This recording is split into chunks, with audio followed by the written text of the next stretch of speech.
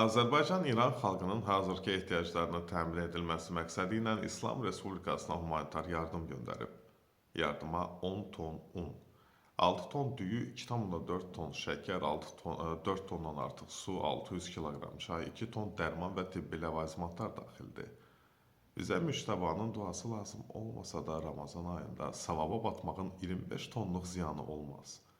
Qoy ata Xamneyinin vaxtında rəng seçə bilməyib, Ermənistanı qırmızı xətt adlandıran İranın Bala Xamneyisi qədrimizi bilsin özdə Qədr gecəsi idi.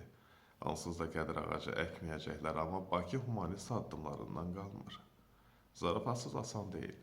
2 əsr əsarətində olduğun Rusiya Çinin evini işğal etmək istəyir, amma sən Zelenskiyə yardım edirsən ki, taqətdən düşüb Putinə təslim olmasınlar.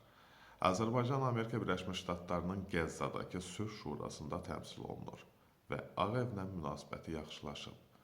İsrail isə köhnə dostumuzdur. Bu iki dövlətin İranı bombalayıb müdafiəsi kimi iqtisadiyyatını da püskünə qoymaq istədiyi vaxt Bakı İranda ölənlərə rəhmət diləyir, yaralılara dərman yollayır. Halbuki 2-ci Qarabağ savaşında İrəvana silah yardımı Tehrandan gedirdi. Təl-Əviv isə heç kimə satmadığı silahları Bakıya göndərirdi. Atalar belə yerdə yaxşı deyiblər.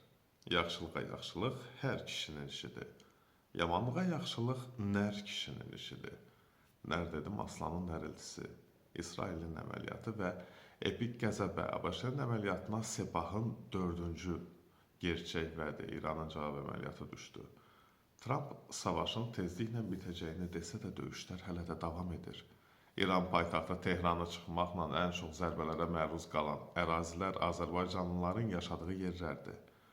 Azərbaycan prezidentinin martın 5-i Təhlükəsizlik Şurasının iclasında dediyi kimi, bugün müstəqil Azərbaycan dövləti İranda yaşayan bir çox azərbaycanlılar üçün də ümid yeridir.